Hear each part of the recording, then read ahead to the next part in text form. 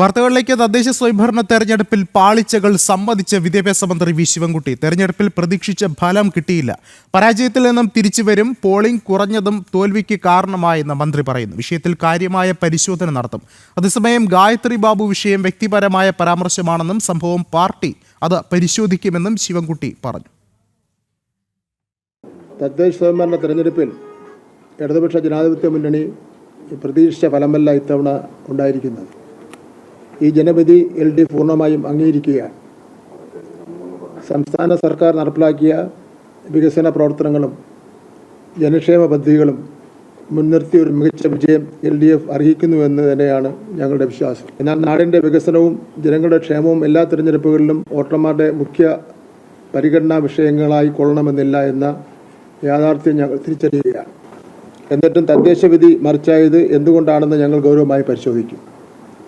ജനങ്ങളിൽ നിന്നും പഠിച്ചും തെറ്റുകളുണ്ടെങ്കിൽ അത് തിരുത്തിയും കാര്യങ്ങൾ ജനങ്ങളെ ബോധ്യപ്പെടുത്തിയും LDF മുന്നോട്ട് പോകും. ഗായത്രി ബാബുവിൻ്റെ പ്രസ്താവന അത് വ്യക്തിപരമായിട്ടുള്ള അവരുടെ അഭിപ്രായ പ്രകടനം മാത്രമാണ്. അത് പാർട്ടിയുടെ അഭിപ്രായമല്ല. മേയർ ആര്യ രാജേന്ദ്രൻ പാർട്ടിക്ക് വിധേയമായി കൊണ്ട് തന്നെയാണ് പ്രവർത്തനങ്ങൾ ആകത്തരം നടത്തിയിട്ടുള്ളത്.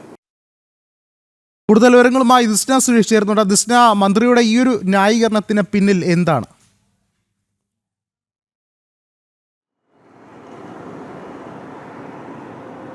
തീർച്ചയായും വിഷ്ണു സൂചിപ്പിച്ചതുപോലെ തന്നെ തലസ്ഥാന നഗരി BJP കീഴടക്കിയതോടുകൂടി അല്ലെങ്കിൽ BJPക്ക് ചരിത്ര വിജയം നേടിയതോടുകൂടി CPM-ലും CPI-യിലും ഒക്കെ തന്നെയും വലിയ ആശങ്കകൾ രൂപപ്പെട്ടു എന്ന് തന്നെയാണ് മന്ത്രി വി ശിവൻകുട്ടി അല്പസമയം മുൻപ് നടത്തിയ വാർത്താ സമ്മേളനത്തിൽ നിന്ന് നമുക്ക് മനസ്സിലാക്കാൻ സാധിക്കുന്നത്. പ്രധാനമായും എടുത്തു പറഞ്ഞിട്ടുള്ളത് അടിയൊഴുക്കുകൾ സംഭവിച്ചിട്ടുണ്ട്. അതായത് തദ്ദേശ തിരഞ്ഞെടുപ്പിൽ അടിയൊഴുക്കുകൾ സംഭവിച്ചിട്ടുണ്ട് എന്നൊരു കാര്യം തന്നെയാണ് മന്ത്രി വി ശിവൻകുട്ടി വ്യക്തമാക്കിയിട്ടുള്ളത്. നമുക്കറിയാം, സ്വർണ്ണക്കൊള്ളയിൽ ഉൾപ്പെടെ ജനങ്ങൾ വിധി എഴുതി എന്നത് തന്നെയാണ് ഈ തദ്ദേശ തിരഞ്ഞെടുപ്പിലെ ഫലപ്രഖ്യാപനം വന്നതിന് ശേഷം നമുക്ക് മനസ്സിലാക്കാൻ സാധിക്കുന്നത്.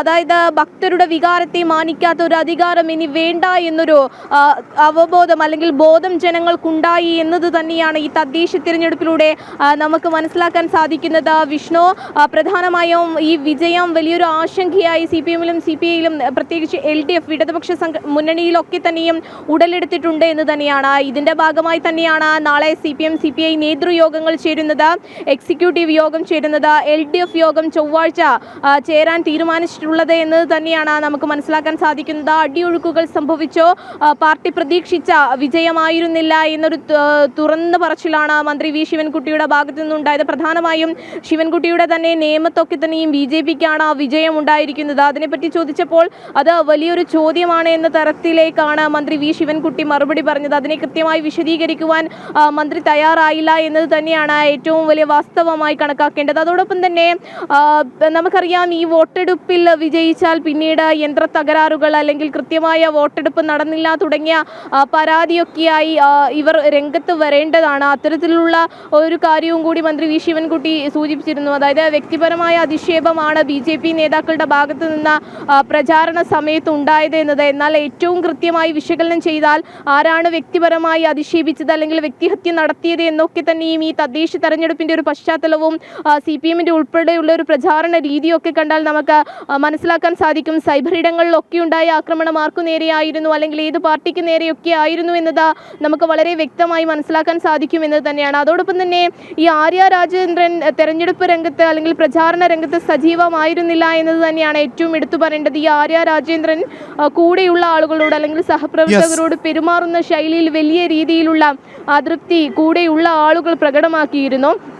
അതിന് ഏറ്റവും വലിയ ഉദാഹരണമാണ് വിഷ്ണു, അവരുടെ തന്നെ കൗൺസിലറായ ഈ ഗായത്രിയുടെ അത്തരത്തിലുള്ളൊരു പോസ്റ്റ് എന്ന് പറയുന്നത്. ആ പോസ്റ്റ് പാർട്ടി പരിശോധിക്കുമെന്നത് തന്നെയാണ് നമുക്ക് മനസ്സിലാക്കാൻ സാധിക്കുന്നത്. തെരഞ്ഞെടുപ്പ് ഫലം വന്നതിന് പിന്നാലെ ആര്യ രാജേന്ദ്രനെതിരെ അത്തരത്തിലുള്ള പോസ്റ്റ് ഇടുന്നു. പിന്നീട് പാർട്ടിയുടെ സമ്മർദ്ദം കൊണ്ട് ആ പോസ്റ്റ് അവർക്ക് പിൻവലിക്കേണ്ടി വന്നു എന്ന് തന്നെയാണ്.